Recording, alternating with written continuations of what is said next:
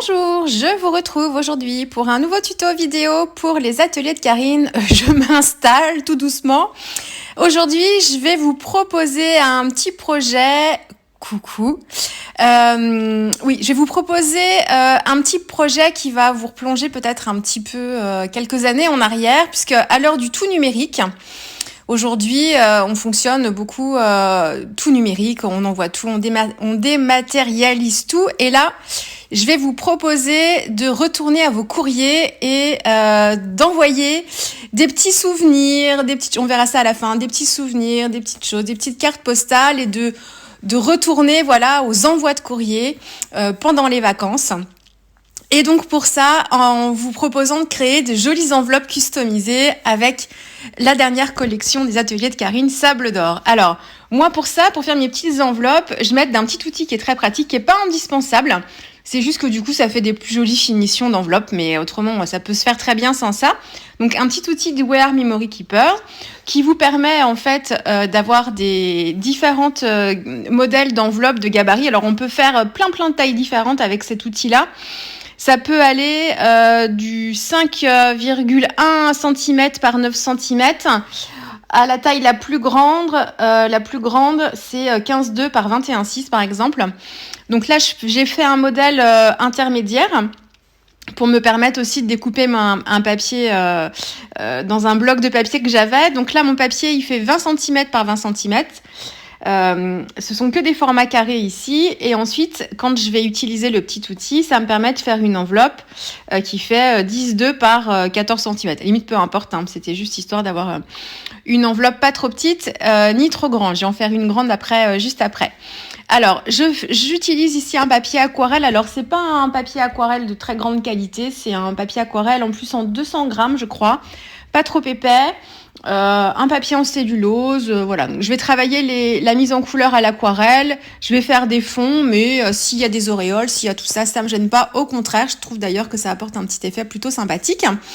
Et alors, sur la première enveloppe, je vais faire une petite scène un petit peu exotique. Donc, je travaille avec la planche de tampons qui s'appelle Feuille d'été. Et alors, j'aime beaucoup le motif de feuille de banane, là. Donc, je l'ai répété, c'est mon motif principal. Je l'ai retamponné sur un petit morceau de post-it pour pouvoir me faire un masque. Là, c'est ce que je suis en train de repositionner.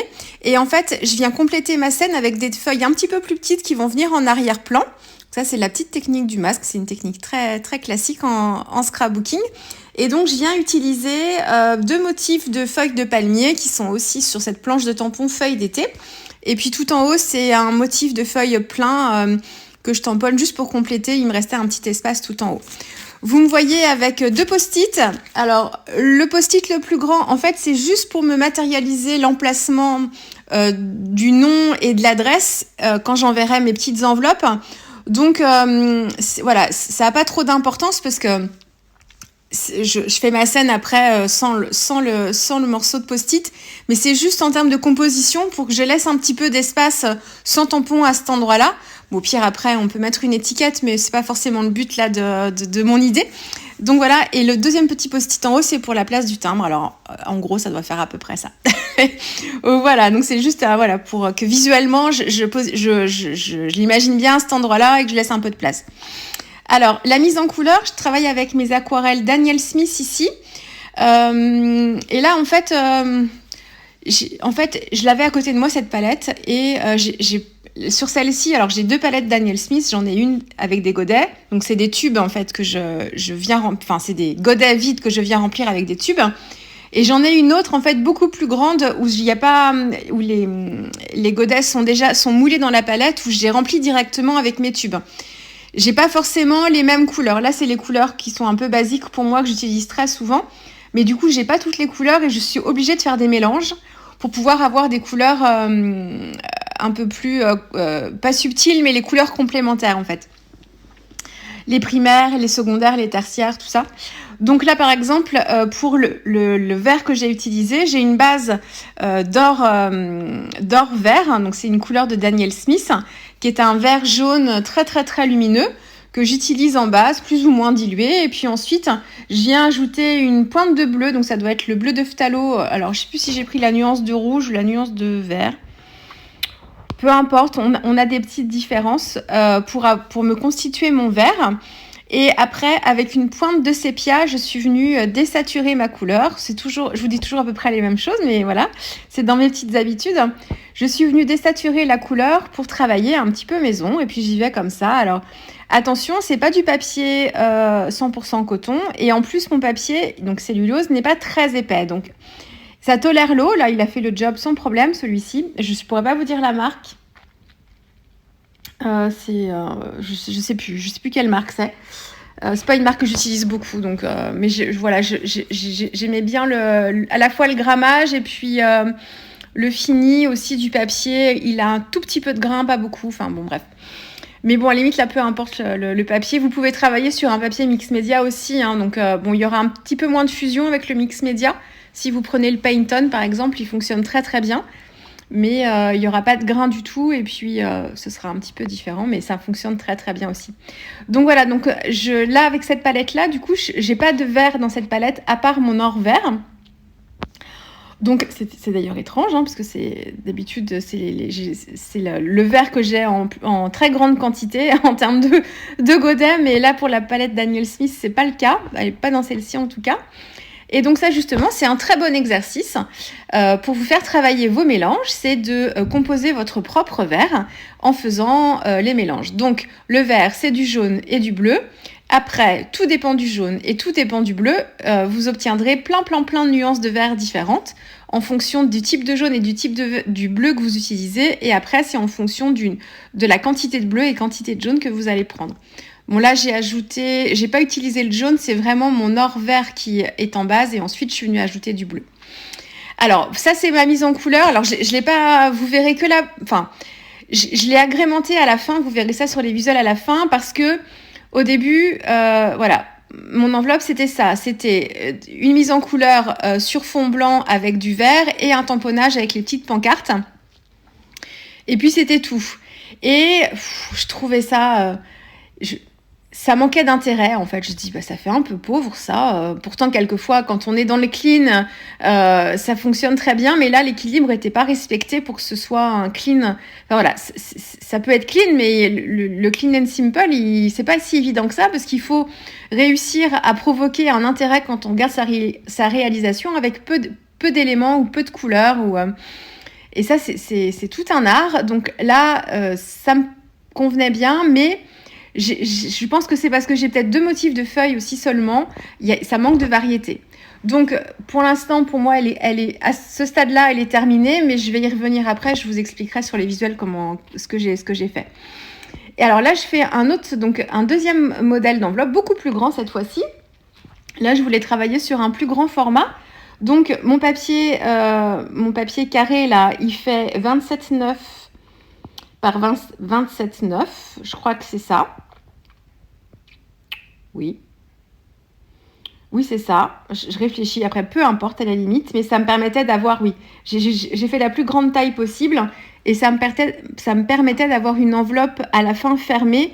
La taille de la carte à l'intérieur, hein, c'est ce qui est précisé sur l'outil We Are Memory Keeper, de faire une carte de 15,2 par 21,6, donc un grand format. Donc la même chose, et là je viens travailler d'abord mon fond avec mes aquarelles. J'utilise du bleu d'Indentrène, c'est ma couleur de bleu préférée. Elle n'a pas tout à fait la même nuance entre les couleurs Sennelier et les couleurs Daniel Smith, parce que moi c'est les 2 marques que j'ai dans cette couleur-là. On s'en rapproche, mais celle de Daniel Smith a un côté un petit peu... Il y a une pointe de rouge dedans en fait, on sent vraiment que voilà, ça tire un peu vers le violet. J'aime beaucoup cette couleur. Et là, qu'est-ce que je fais ? Je veux quelque chose de flou. J'utilise des pinceaux Black Velvet. Je les teste depuis plusieurs mois et j'en suis super contente. Et comme vous allez me demander quelle taille j'ai utilisé, alors le souci, c'est que j'en ai un ici et j'ai pas l'autre. Voilà, je suis allée les chercher du coup, pardon. Alors, pour faire mon fond, j'ai une taille 12. Alors, qu'est-ce qu'ils ont de particulier, ces pinceaux-là, Black Velvet ? C'est qu'en fait, ils sont en poils mixtes. Vous avez à la fois des poils naturels et des poils synthétiques. Et en fait, moi qui aimais beaucoup mon petit pinceau langue de chat là, dont je vous parle beaucoup, de chez Raphaël, et ben en fait, je trouve qu'avec celui-ci, pour faire les fonds, donc ma taille 12, il glisse sur le papier avec l'aquarelle et l'eau. Il fait des jolis flous. Je l'aime énormément. Là, je l'ai testé sur plusieurs réalisations et je l'adore vraiment beaucoup, beaucoup, beaucoup. Ça, c'est la taille 12. Et après, j'ai plein de tailles différentes. J'ai une toute petite taille, la taille 0 pour faire tous les détails. Et puis après, j'ai une taille, si ça vous intéresse, une taille 4, une taille 6 et une taille 8. Je vais pas au-delà du 12 parce que je les utilise peu, les pinceaux qui sont plus gros, mais il me semble que ça existe aussi. Donc voilà, et donc mon fond, je vais dans le flou, hein. Donc je prends d'abord de l'eau, j'essaye de garder des zones un peu blanches. Ensuite, je viens chercher une couleur de bleu d'Indentrène assez diluée. Je commence à travailler en tapotant mon pinceau, en essayant de faire rouler mon pinceau aussi sur mon papier pour avoir certains effets. Et puis au fur et à mesure, je monte en intensité en prenant une couleur d'aquarelle de moins en moins diluée. Donc voilà, et je veux un ciel. Là, je travaille avec, voilà, vous voyez, je travaille avec l'avion. Donc je travaille comme ça. Ce que je veux sont des effets de texture pour ce fond. Je veux pas quelque chose d'uniforme. Donc là, en fait, même si ça sèche à certains endroits et que je remets de la couleur après, ça me provoquera des auréoles, mais ça me gêne pas. Au contraire, c'est ce que je cherche pour avoir un ciel intéressant, qu'on ait un peu comme des sensations de nuages un petit peu dans le ciel. Et j'hésite pas à utiliser mon heat gun non plus alors que mon papier n'a pas encore séché et que les fusions sont pas terminées, parce que je vais fixer en fait justement la couleur à certains endroits et je bouge mon papier en même temps que je sèche pour justement créer des effets. Donc ça, en aquarelle, il faut faire attention parce que si vous le faites, il faut que vous sachiez ce que ça provoquera derrière. Moi, je le fais parce que je veux vraiment fixer en fait certains pigments, me créer vraiment des effets. Donc le heat gun, j'utilise presque systématiquement quand je fais comme ça des fonds texturés à l'aquarelle. Quand je travaille mes colorisations, je vais l'utiliser aussi, mais je vais pas le faire forcément tout de suite. Je vais voir si j'estime que la fusion est finie ou que pour moi ça me convient. Je vais sécher et si je veux vraiment que l'aquarelle continue de se diffuser, je vais laisser le heat gun de côté ou alors je le prendrai mais vraiment à la toute fin quand je vois que l'aquarelle fuse plus du tout. Alors, ça c'est pour mon fond.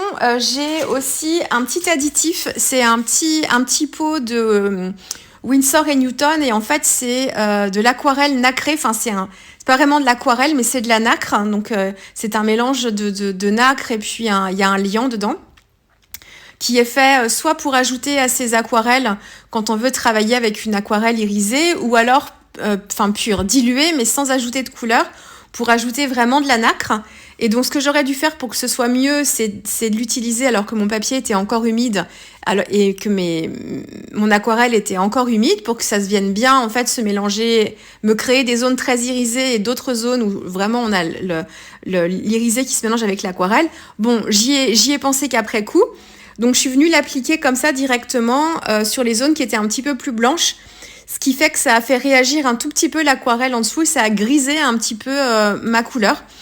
Bon, il faut que je reteste ce produit-là en conditions normales, c'est-à-dire en le travaillant sur un papier humide avec des couleurs encore humides d'aquarelle ou en mélangeant avec mes aquarelles pour que je vois un petit peu comment on réagit. Mais du coup, vous verrez ça peut-être plus facilement sur les visuels à la fin. Il y a un côté super irisé. J'ai travaillé mon petit avion. Alors, je l'ai tamponné d'abord parce que je voulais matérialiser sa position sur mon enveloppe. Et ensuite, je l'ai retamponné sur le même papier aquarelle que j'ai utilisé pour mon fond, en le travaillant dans une dominante de blanc. Et j'ai juste travaillé les ombres avec un petit peu de gris pour qu'ils ressortent un tout petit peu. Et puis, il y a est-ce que j'ai mis de la nacre un peu? Non, j'ai pas mis de nacre là. Là, vous voyez d'un petit peu plus près. Et le Let's Go, donc cette planche de tampon, elle s'appelle Let's Go, justement. Et le Let's Go, il est super pratique parce qu'en fait, quand vous le tamponnez, vous avez le petit liseré noir tout autour. Et du coup, moi, j'ai choisi de laisser une toute petite marge blanche tout autour pour que ça ressorte bien. Et puis, alors là, vous voyez, moi, ce que je compte faire, c'est envoyer en fait des photos. Donc, c'est pas envoyer forcément des cartes pendant que je suis en vacances, mais c'est envoyer des photos souvenirs de mes vacances à ma petite mamie, voilà, pour qui, voilà, elle a pas de téléphone et le numérique pour elle, voilà. C'est plutôt compliqué, donc histoire d'envoyer des petites photos souvenirs, quitte à agrémenter aussi le dos de mes photos avec un papier imprimé. Donc dans mon idée, c'est vraiment ça. Alors je pourrais en utiliser certaines pour envoyer des cartes Après, je suis pas sûre que le format que j'ai choisi pour la plus petite correspond à un format de carte postale, par contre. Mais dans mon idée, c'était vraiment pour envoyer des photos ou pour envoyer des petits mots aux copines aussi. Moi, je sais que j'apprécie toujours recevoir du courrier. Ou aussi, quand on a des enfants dans notre entourage, les enfants, ils adorent recevoir du courrier à leur nom. Donc, c'est pareil, voilà, si vous avez vos petits neveux, vos petites nièces, des enfants dans votre entourage, leur envoyer un petit mot par courrier aussi, ils adorent ça. Donc, d'avoir une petite enveloppe customisée, c'est plutôt sympa. Et donc, vous avez vu sur les visuels, la petite enveloppe que j'ai travaillée avec mes feuilles de palmier. Je trouvais en fait que c'était trop triste. Enfin, il manquait quelque chose. Donc, j'ai voulu rajouter un petit peu de peps et j'ai voulu rajouter des petites grappes en fait. Donc, j'ai commencé par faire des petits points un petit peu rapprochés près de mes feuilles. Et puis, je trouvais du coup que ça faisait des touches de rouge, mais on se demandait un peu ce que ça venait faire là. Et en fait, après, j'ai eu l'idée de travailler autour de cette couleur pour me créer un fond. Donc, je suis venue avec une couleur Daniel Smith qui s'appelle le rose quinacridone, qui a un couleur pastèque, parce que je venais de travailler juste avant des petites pastèques. Et du coup, ça m'a donné envie de travailler ce combo, en fait, vert, blanc et rose pastèque. Donc, je suis venue compléter là où j'avais fait mes petites grappes. Je suis venue compléter en travaillant mon fond, donc entre les feuilles de palmier, les feuilles de bananier aussi, et travailler des effets de texture là encore en rajoutant, en diluant, en rajoutant des couleurs plus foncées, en venant créer pareil des effets de taches et des effets de marque. Et je suis venue aussi travailler, donc je travaille mon enveloppe ouverte et je viens travailler aussi les rabats, donc ce qui viendra se cacher derrière, comme là ce que vous voyez. Je trouve que c'est joli quand on tourne l'enveloppe de regarder un petit peu, d'avoir un effet comme ça aquarellé. Donc j'ai fait pareil aussi avec la petite enveloppe avec les feuilles de bananier. Et alors sur mon enveloppe bleue avec les avions, j'ai complété ma mise en scène avec la planche de tampon timbre. Elle s'appelle comment ? Ah bah je l'ai pas ramenée, si elle est là.